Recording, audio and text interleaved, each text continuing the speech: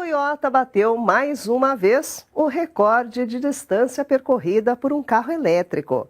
A montadora japonesa usa tecnologia de motores movidos a célula de hidrogênio. Vejam só que impressionante. Um Toyota Mirai 2021 percorreu 1.360 quilômetros com um tanque de hidrogênio. Isso superou o recorde anterior em mais de 10%.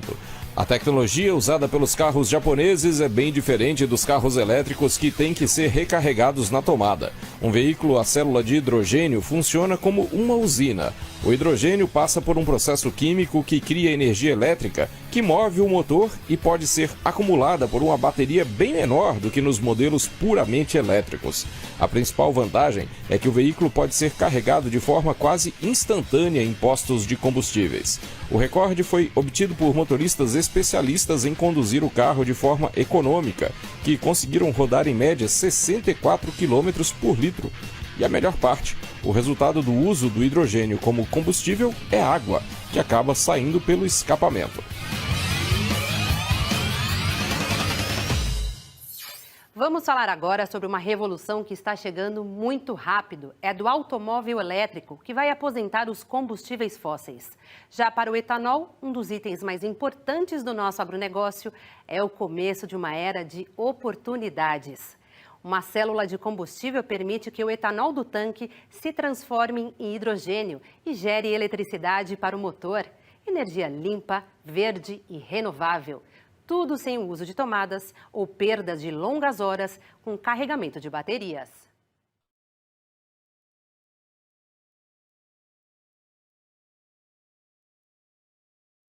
Os carros movidos a gasolina e diesel estão com os dias contados. Países europeus como Alemanha e Reino Unido pretendem banir a produção desses veículos a partir de 2030. A China prevê a proibição para 2035. No mês passado, a GM foi a primeira grande montadora a determinar uma data para virar a chave da produção para carros 100% elétricos, 2035. Enquanto o cerco se fecha para os combustíveis fósseis, se abre uma janela de oportunidade para o etanol.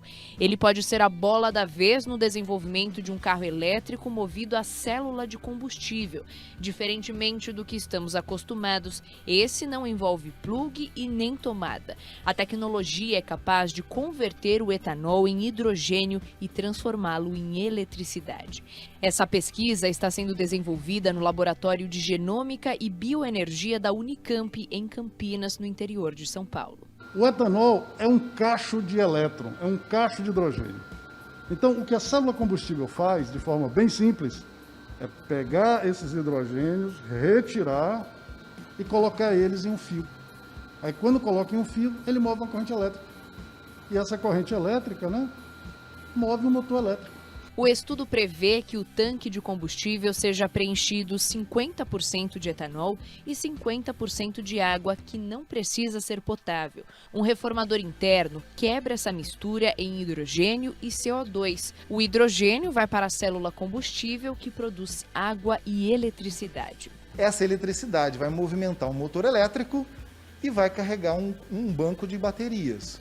Tá? Então, esse banco de baterias vai auxiliar essa célula combustível quando for fornecer energia para o motor elétrico, e basicamente a diferença dos sistemas dos carros atuais para os carros que vão vir nesses projetos futuros é essa.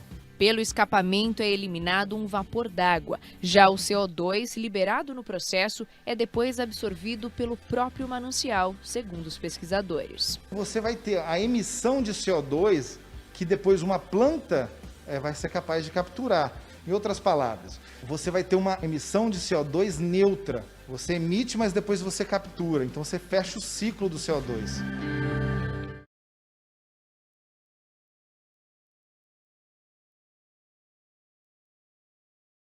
Uma das vantagens do carro elétrico movido a etanol é que não seria necessário alterar toda a estrutura de abastecimento que a gente já possui.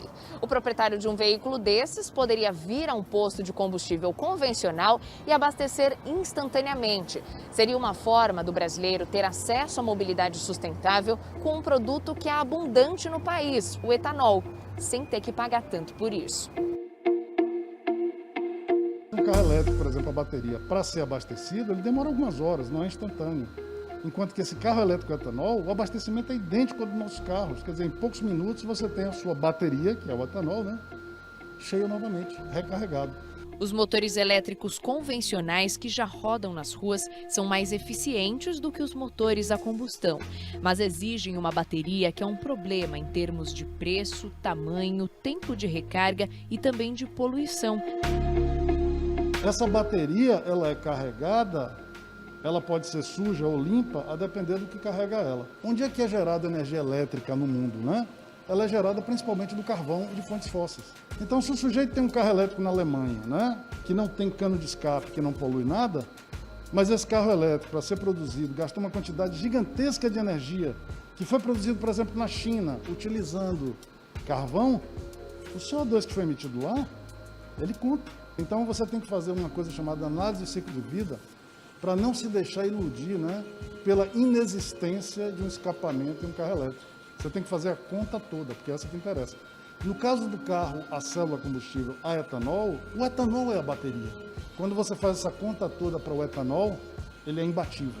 O etanol nasceu, como todos nós sabemos, para resolver um problema de escassez e de altos preços do petróleo. Mas nas últimas décadas ele se revelou, no fundo, um grande ativo ambiental, que além de renovável, ele é capaz de evitar até 90% das emissões de gases causadores de efeito estufa, que hoje correspondem a um dos piores males da humanidade em relação ao aquecimento global e às mudanças climáticas. A Unicamp firmou uma parceria com a Nissan para desenvolver o estudo sobre o uso de etanol para a opção de mobilidade elétrica.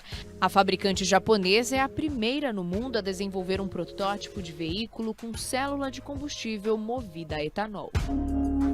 Ela foi desenvolvida, basicamente no Japão, ela está ainda em desenvolvimento, e testamos aqui no Brasil, Então, o primeiro protótipo a gente montou aqui no Brasil em 2016, com o objetivo de checar no mercado do Brasil, porque já tem o etanol disponível, em todos os postos de combustível.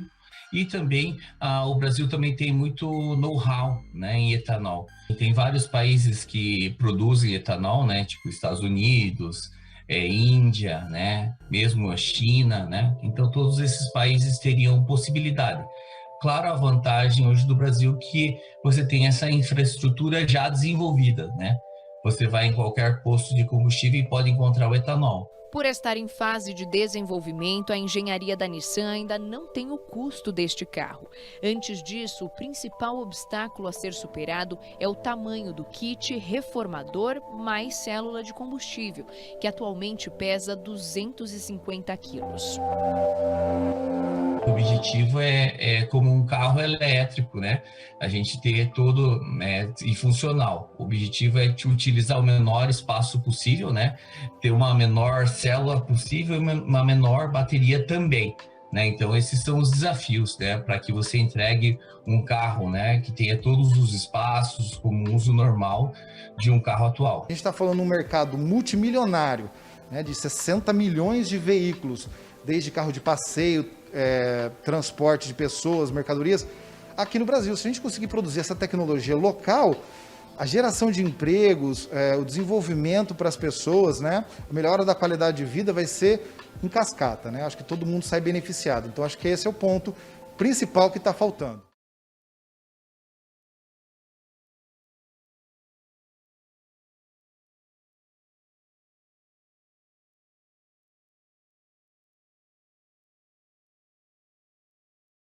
Eu entendo que a transição energética ela vai acontecer, os veículos vão ser movidos à eletricidade, a gente querendo ou não. A gente tem que ver que tipo de papel que a gente vai ter, se é de protagonista ou simplesmente de importador de tecnologia do exterior, Então eu vejo que o Brasil tem uma oportunidade agora, tendo o etanol, para desenvolver um veículo que vai num mercado multimilionário, e pode atuar em várias cadeias, não só da produção do veículo, mas na produção de peças, gerando milhares de empregos no país. E eu acredito que isso daí é o caminho para a nossa riqueza. Você sabe qual é o único problema do etanol? É o fato dele não estar sendo produzido na Europa. Então, como ele é produzido no Brasil, nós temos uma questão política, digamos assim, complicada para vencer, por causa da questão geopolítica, né? A questão do país e tal. Se o etanol fosse uma molécula produzida em países temperados, em países desenvolvidos, você não tem a dúvida que ela seria a molécula do planeta.